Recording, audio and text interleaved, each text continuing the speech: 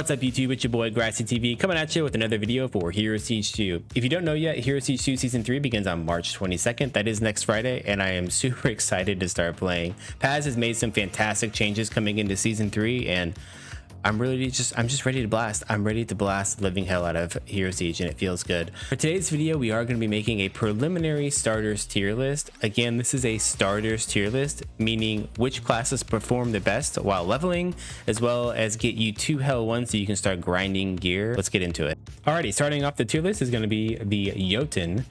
Jotunn is easily an S tier starter. You go from frozen boulder or melee or whatever up into freezing leap. You leap around, you destroy everything, you get frozen orb or orb of frost at level 16. It's giant AoE. They did change the art and the animation for frozen orb.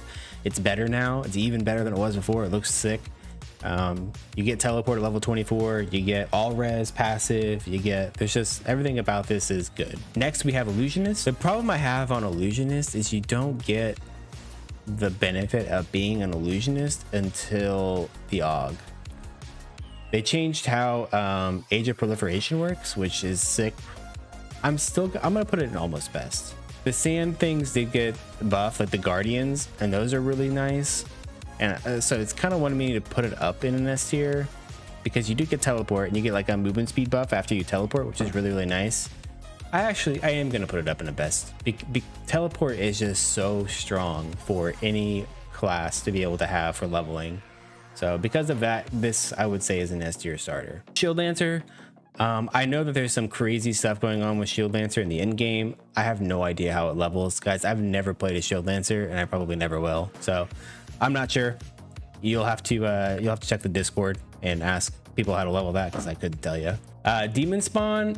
I'm gonna put it in the not amazing, not bad category. The reason for it, like, you do get a movement speed buff with him, which makes me want to put him up in the almost best category, but my problem with him is his Bone Storm's not particularly strong for damage, nor is like Blood Surge. Blood Surge did get some synergy scaling increases, and just Blood Surge in general just got buffed. My problem with Blood Surge is it costs a dickload of mana. It's a lot of mana to be blasting Blood Surge, and the more faster cast rate that you get, the more mana it's gonna consume, and that becomes a pain in the ass. The other reason is if you're going towards your exit, Blood Surge is like a windshield wiper type of skill. You want to kite left and right, so if you're trying to go straight towards something, it's not going to happen on this class, because you have to strafe back and forth to get most of your damage. So you're not taking a direct path, you're more like going in diagonals, right? So it takes you longer to get to the end. It's not amazing, but it's not bad. It's definitely one of those classes where you're playing it if you just really love the class and love that Blood Surge skill. Amazon, we're gonna put in almost best. The damage is pretty good. They've buffed the hell out of a lot of lightning stuff this season. It does get quick dash where it can zoom around. It does have life and mana on kill. It does have decent damage.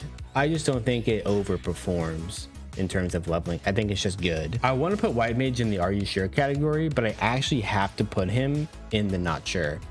And the reason for it is they did some buffs to him a couple of days ago, and I'm not sure how that's going to affect his leveling. Marauder, amazing, not bad. He doesn't particularly have any like good movement, and that really hinders you for a starter. His damage is fine. He's got a bunch of cool skills. I mean, we might put him in the almost best category just because he has really good damage. I would say Marksman is a S tier if you're solo. He falls off a bit if you're in a group because everything has so much life. You can vault around like crazy and use trick shot. Necromancer, we're going to put him in almost best. Once again, he doesn't have any particularly good movement. All of your summons can always say Feeding Frenzy, I think now applies to all summons instead of just your skellies. I think also having meat shields is just really good for a group. So I would say if you're playing in a 4-man group, or you're doing or whatever, you could put Necro in a best starter, because having meat shields for your group is, you're playing by yourself, I guess. I mean, it's nice having the meat shields too when you're playing by yourself. In terms of like performing and getting to the end game, there's just better things to play. I think Nomad's an S tier for a lot of reasons.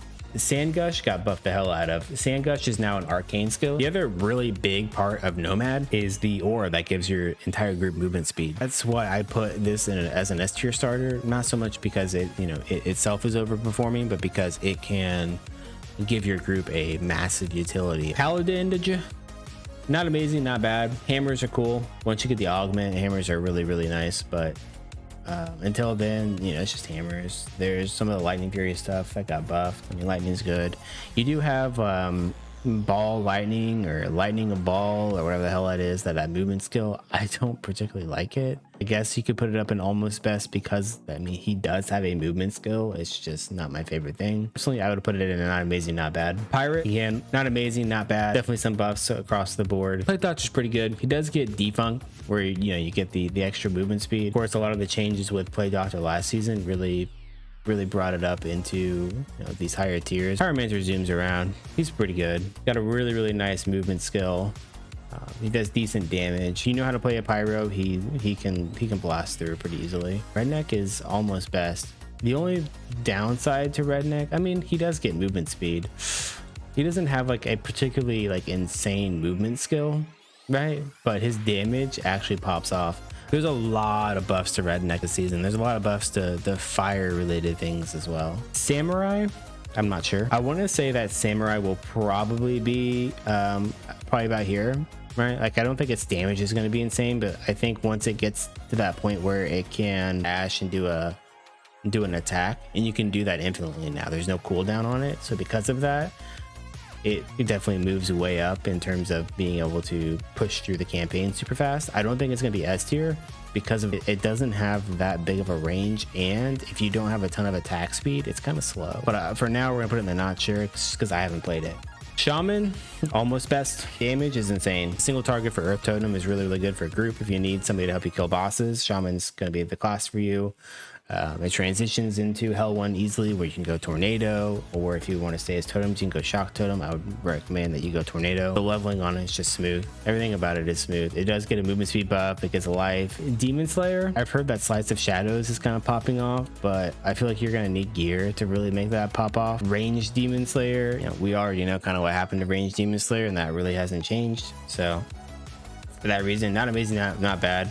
If you want to play Bullet Hell, I mean, it's going to be the same as you've had it before. It's going to pop off, right? It's going to be good. It's just you're playing that character because that's the skill you like and that's what you want to play. Viking, he has an insane movement skill. From level 1, he gets literally the best movement skill in the game for leveling. Whirlwind's good. Whirlwind now is affected by attack speed, so you actually care about getting attack speed on your items now, and it makes Whirlwind proc more often. I do have a teaser video on my YouTube channel that I posted just a little bit ago of a Viking that I made, a Whirlwind Viking. So if you're interested in seeing what that's about, feel free to check out that video. Exo, we have to put in S tier. It has an insane movement ability. They've buffed the hell out of Fire Exo. They've really just buffed everything about Exo in general because it needed it. It got I think nerfed a little bit too hard in last season. Butcher, we have been not amazing, not bad. Butcher has never really been a great leveling class. I mean, you had Blender before that had big AoE and it, you know, clear the screen, but it just had such a high cooldown